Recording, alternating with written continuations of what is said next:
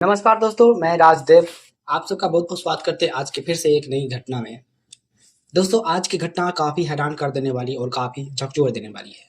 आप कल्पना भी नहीं कर सकते हैं कि वाकई में आज के दुनिया में लोग अपनी ज़रूरत के लिए कितना भी हद तक नीचे गिर जाते हैं। दरअसल दोस्तों, आज की जो घटना है यह घटना एक झारखंड की है। झारखंड राज्य का एक जिला हुआ करता है कोडरमा। उसी कोडरमा में ललितापुर नाम का गांव हुआ करता है। उसी गांव का रहने वाला खुशहाल छोटा सा परिवार। उस परिवार में एक रहने वाला संतोष नाम का व्यक्ति होता है। उनके परिवार में उनकी एक धर्म पत्नी होती है जिसका नाम रहता है मंजू देवी, जो घर का कामकाज किया करती थी। संतोष के घर में उसका कोई भी पुत्र पुत्रियां नहीं होती है। उनका शादी का लगभग 3 से 4 साल गुजर जाते हैं और इस तरह से उनके घर में उसके पिताजी और उसकी माँ होती है। एक तरह से घर में उसकी पत्नी की सास ससुर भी होते हैं। छोटा परिवार रहता है और काफ़ी अच्छा खुशहाल ज़िंदगी वो लोग जी रहे होते हैं। लेकिन आने वाले समय में उनके परिवार वालों ने कभी सपना भी नहीं सोचा था कि आने वाले समय में मेरे घर में यह दिन भी देखना पड़ सकता है। दरअसल दोस्तों, संतोष की पत्नी मंजू देवी की नीयत चाल चलन कुछ ठीक नहीं रहते हैं। संतोष अपने घर में लोगों की अपने घर में 2 वक़्त की रोटी के लिए वो बेचारा दिन रात मेहनत मजदूरी करके पैसा कमाता था। दरअसल संतोष काम के सिलसिले में वो बाहर ही फैक्ट्री में रहा करता था, जिससे उसे अच्छा खासा पैसा भी वो कमा लिया करता था। लेकिन उन पैसे से उनका घर बड़ी ही मुश्किल से चल पाता था। दरअसल संतोष जितने भी पैसे घर पे भेजता, घर में अपने बूढ़े माता पिता की 2 वक़्त की रोटी के लिए, उन पैसों में से कुछ पैसे उसकी पत्नी मंजू देवी होती है, जो अपनी फैशन मेकअप की दुनिया में वो लुटा दिया करती थी। और इस तरह से उनकी ज़िंदगी ऐसा खुशहाल चलता रहता था। और आने वाले समय में दोस्तों, यहाँ पर संतोष घर पर बहुत ही कम आया करता था। उनको काम में बिल्कुल भी वहाँ पर छुट्टियाँ नहीं मिल पाती थी, जिससे वो घर पर काफ़ी कम आया करता था। वो पर्व त्योहार पर बड़ी मुश्किल से छुट्टियाँ लेकर आया करता था। लेकिन मंजू देवी की पति की ना होने की वजह से वो घर पर ऐसा नाच नचाता है, जिससे यहाँ पर दोस्तों संतोष के माता पिता ने कभी सपनों में भी नहीं सोचा था। दरअसल दोस्तों, मंजू देवी के साथ ऐसा घटना घटता है जिसे दोस्तों आप कल्पना भी नहीं कर सकते हैं। दरअसल दोस्तों, यहाँ पर मंजू देवी के पति मनोज होते हैं, जो बाहर रहा करता था। लेकिन मंजू देवी यहाँ घर पर रहा करता था। घर पर रहकर मंजू देवी किसी के घर पर दाई का काम करने के लिए वो जाया करती थी। वो कुछ ऐसे घर पे, ऐसे मकान पे वो काम करने के लिए जाया करती थी। उस मकान मालिक से मंजू देवी की प्यार हो जाती है और इस हद तक प्यार हो जाती है कि आने वाले समय में मंजू देवी की उनसे पति पत्नी जैसा रिश्ता बन जाता है और आने वाले समय में मंजू देवी उनसे निगाह कर लेती है। लेकिन यहाँ पर उसे ये नहीं पता था कि मंजू देवी को कि मेरे कोई पहला पति भी है। वो बिना सोचे समझे संतोष को बिना बताए, अपने सास ससुर को बिना बताए वो निगाह कर लेती है। और आने वाले समय में मंजू देवी के साथ ऐसा घटना घटता है जिसे दोस्तों यहाँ पर आप सुनेंगे तो आपको पैरों तले जमीन खिसक जाएंगे। तो आखिरकार क्या मजबूरियाँ थी मंजू देवी की? आखिरकार मंजू देवी के साथ ऐसा क्यों हुआ?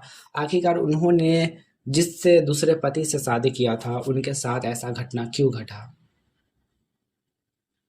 और जिससे मंजू देवी शादी किया था, दूसरा पति, वो पति ऐसा निकलता है जिसे मंजू देवी अपने आप को काफ़ी ऐंठन महसूस करती है कि हमने बहुत ही बड़ी गलती कर दी है।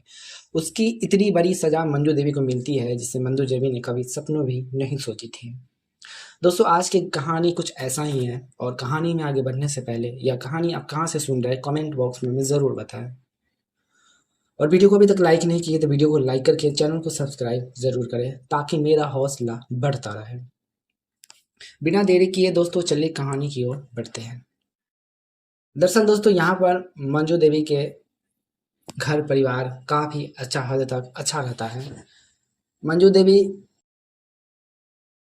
के जो परिवार के लोग थे, मंजू देवी के माता पिता बचपन से ही उसकी माँ दुनिया छोड़कर पिता चले जाते हैं, जिससे मंजू देवी की अच्छे संस्कार नहीं मिल पाते हैं। वो जैसे तैसे अपने चाचा के यहाँ पलती है और आने वाले समय में चाचा संतोष के साथ शादी कर देते हैं और इस तरह से मंजू देवी का अच्छा संस्कार नहीं मिलने की वजह से मंजू देवी अक्सर बचपन से ही वो काफ़ी उटपटांग तरह की वो करती चली आती थी। उसके चाचा का मकसद था कि मंजू देवी की अगर शादी हो जाएगी तो यह लड़की सुधर जाएगी। लेकिन दोस्तों यहाँ पर मंजू देवी सुधरने वाली नहीं थी और आने वाले समय में मंजू देवी की निगाह एक संतोष नाम के लड़के से हो जाता है। संतोष नाम के लड़के से हो जाता है। दरअसल दोस्तों यहाँ पर संतोष हमेशा की तरह बचपन से ही वो बाहर रहा करता था। दरअसल संतोष के पिता होते प्रेमचंद्र, वो बाहर फैक्ट्री में काम किया करता था। उनकी शरीर साथ नहीं देने की वजह से संतोष उनके जगह पर काम करने लगता है। दरअसल दोस्तों संतोष जिस कंपनी में काम करता था उसका पद काफ़ी अच्छा था क्योंकि उनके पिता वहाँ का मैनेजर थे, जिससे यहाँ पर संतोष को मैनेजर का पद मिल जाता है। और इस तरह से संतोष का ज़िंदगी काफ़ी हद तक अच्छा चलता था। लेकिन संतोष ने कभी नहीं सोचा था कि मेरी ज़िंदगी में एक ऐसी रास्ता मोड़ लाएगी जो संतोष ने कभी सपनों में नहीं सोचा था। दरअसल दोस्तों संतोष के पिता और उसकी माँ का अपने आप से वो उनका शरीर साथ छोड़ चुका था, जिससे संतोष के लिए उनके लिए रिश्ता ढूंढ पाना उसके लिए बहुत ही बड़ा टास्क बन चुका था। जिससे यहाँ पर दोस्तों मनोज की शादी मंजू देवी के साथ हो जाती है और इस तरह से दोस्तों यहाँ पर सब कुछ ठीक ठाक चलता रहता है। मनोज की शादी मंजू नाम की लड़की से हो जाती है और सब कुछ समय अच्छा खासा चलता रहता है। मनोज और मंजू की शादी जब हो जाती है, हो जाने के बाद उनकी शादी का लगभग 2 साल गुजर जाता है और इस तरह से दोस्तों यहाँ पर संतोष और मंजू अपना शादी की जो भी रस्में होती है वो पूरे करते हैं। लेकिन यहाँ पर उनकी शादी का 2 से 3 साल गुजर जाते हैं, ना ही उनकी कोई वंश होते हैं, जिससे यहाँ पर मंजू देवी काफ़ी तंग आ जाती है। वो परेशान हो जाती है कि आखिरकार ये मेरे कैसे पति हैं। और मंजू देवी हार डाल के काफ़ी परेशान हो जाती है और वो अपने पति मनोज को ना ही लगाती थी, ना ही उनसे बातें करती थी। हमेशा अकड़ की तरह वो रहा करती थी और मनोज को हमेशा बात-बात पे मंजू देवी डाँटती रहती थी। मंजू देवी हमेशा की तरह मेकअप में चूर जाती थी क्योंकि वो बचपन से काफ़ी अपनी खूबसूरती पर घमंड करती थी। भले ही वो गरीब घर की लड़की थी, लेकिन वो अपनी खूबसूरती पर काफ़ी नाज़ करती थी। और इस तरह से दोस्तों मनोज बाहर ही रहा करता था, वो बहुत कम घर पर आया करता था। जिससे यहाँ पर मंजू देवी अपने आप को पति के जितने भी पैसे मनोज घर पे भेजा करता था, वो सारे पैसे यूं ही ऐशो आराम में उड़ा दिया करती थी। लेकिन मंजू देवी की वो पैसे भी कम पड़ जाते हैं। मनोज को ये पता चल चुका था, मनोज को दोस्तों ये एहसास हो चुका था कि ये औरत औरत नहीं है, औरत के रूप में बदचलन है।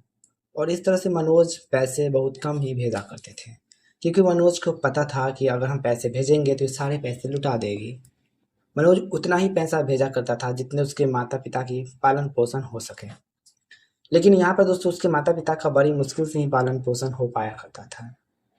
मंजू देवी पैसे न मिलने की वजह से वो पैसे के लिए इतनी हद तक नीचे गिर जाएगी, मंजू देवी ने कभी सपनों भी उसके पति मनोज नहीं सोचा था।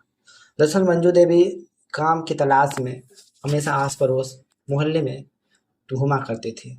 लेकिन कुछ ऐसे मकान मिलते हैं जहाँ पे उस मकान मालिक के घर में कोई नहीं रहते हैं।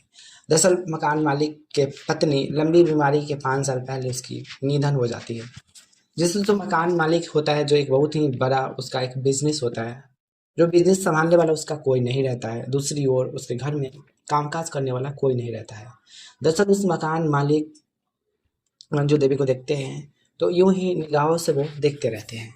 दरअसल उस मोहल्ले में मंजू देवी जैसे ही पहुंचती है तो उस मकान मालिक का नजर मंजू देवी पर पड़ता है।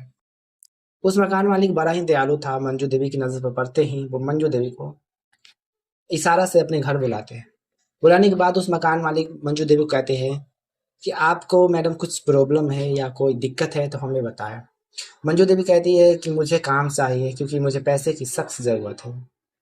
वो मकान मालिक मंजू देवी की खूबसूरती पर वो फिदा हो जाता है और इस तरह से वो मकान मालिक मंजू देवी को कहते हैं कि मेरे घर में कोई काम काज करने वाला नहीं है। मेरे घर में खाना बनाने वाला, कपड़े झाड़ू पोछा लगाने वाला सारा काम मुझे खुद ही करना पड़ता है। क्यों ना तुम मेरे घर में नौकरानी की तरह काम करोगे तो मैं तुम्हें अच्छा खासा पगार दूंगी। और इस तरह से वो मकान मालिक की बातों पर वो उलझ जाती है, वो अपना काम उसे मिल जाता है। मंजू देवी वहाँ पर काम-काज करने लगती है। कुछ दिन गुज़र जाते हैं जिससे मकान मालिक के ऊपर मंजू देवी के ऊपर दया आ जाती है। मंजू देवी के बगार को और भी ज़्यादा बढ़ा देती हैं। मंजू देवी की उस बगार से भी जी मन नहीं भरते हैं और आने वाले समय में मंजू देवी उस मकान मालिक को कहते हैं कि साहब इस पैसे से मेरा कुछ भी नहीं हो रहा है, कृपया करके मुझे और भी बगार बढ़ा दें। वो मकान मालिक मंजू देवी को कहते हैं कि तुम इस पैसे को बढ़ाने के लिए तुम्हें आज मेरे घर पर रुकना होगा। और इस तरह से वो मंजू देवी का मकसद कुछ और ही था। वो किसी भी तरह से उस मकान मालिक यूँ ही फँसा कर वो उससे निकाह करना चाहती थी। ठीक वैसा ही होता है। वो मकान मालिक यहाँ पर मंजू देवी ठहर जाती है और वो घर पर नहीं जाती है। उनका सास-ससुर भी इंतज़ार करता रहता है। और इस तरह से दोस्तों मंजू देवी का ये सिलसिला महीनों तक गुज़रता रहता है और आने वाले समय में वो मकान मालिक मंजू देवी से निकाह कर लेते हैं। वो मकान मालिक का कोई भी ऐसा 5 साल पहले उसके पत्नी के जाने के बाद कोई भी वो ऐसे महिला के संपर्क में नहीं आते हैं जिससे उनके अंदर भूत सवार था। और इस तरह से मकान मालिक का निकाह मंजू देवी से हो जाते हैं। वो दोनों शादियाँ कर लेते हैं। लेकिन यहाँ पर मनोज को कानों कान तक खबर नहीं पड़ते हैं। और इस तरह से तो मंजू देवी निकाह तो कर लेती है लेकिन उनकी पहली सुहागरात का दिन उसके लिए बहुत ही बड़ा टास्क साबित हो जाता है। दरअसल यहाँ पर वो मकान मालिक मंजू देवी के यूं ही उनके मुराद पूरे नहीं करते हैं लेकिन वो मकान मालिक मंजू देवी के अनहोनी जगह पर वो हमेशा अपनी जीभ के बल पर वो उस चीज़ों को चाटने की कोशिश करते थे। और यह सिलसिला काफ़ी दिन तक चलता रहता। जब जब मंजू देवी उनके साथ अपने रस्में को पूरा करती तब तक वो उन रस्में से ज़्यादा वो ऐसा ही काम करते थे। और आने वाले समय में दोस्तों मंजू देवी के पति मनोज होते हैं, उनको पता चल जाता है कि उनकी पत्नी ने किसी के साथ ऐसा अफेयर किया है।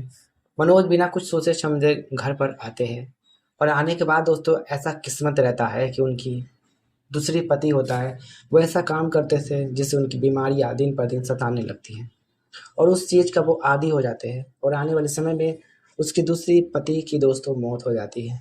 मौत हो जाने के बाद मंजू देवी का पता जब चलता है कि मनोज ने सब कुछ जान चुका है तो मनोज दोस्तों यहाँ पर मंजू देवी से वो तलाक ले लेते हैं और ले लेने के बाद अपने माता पिता के साथ मनोज हमेशा हमेशा के लिए बाहर चले जाते हैं। और मंजू देवी ना ही घर के रहते हैं ना ही घाट के रहते हैं। उनका पहला पति भी छोड़ देते हैं, दूसरा पति की भी मौत हो जाती है। दोस्तों यहाँ पर मंजू देवी के साथ यह सही हुआ या गलत हुआ कमेंट बॉक्स में ज़रूर बताएं।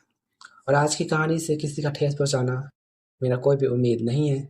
बस आप सबको जागरूक करना है कि आखिरकार आज की दुनिया में लोग अपनी ज़रूरत के लिए कितना भी हद तक नीचे गिर जाते हैं। मंजू देवी ने आज अपने पहले पति को छोड़कर दूसरे के साथ ऐसा काम किया, उनके साथ ऐसा ही घटना घटा। तो चलिए मिलते हैं आने वाले अगले कहानी में और तब तक के लिए नमस्कार और अपना ख्याल रखें। और वीडियो को अभी तक लाइक नहीं किया तो वीडियो को लाइक करके चैनल को सब्सक्राइब जरूर करें। तब तक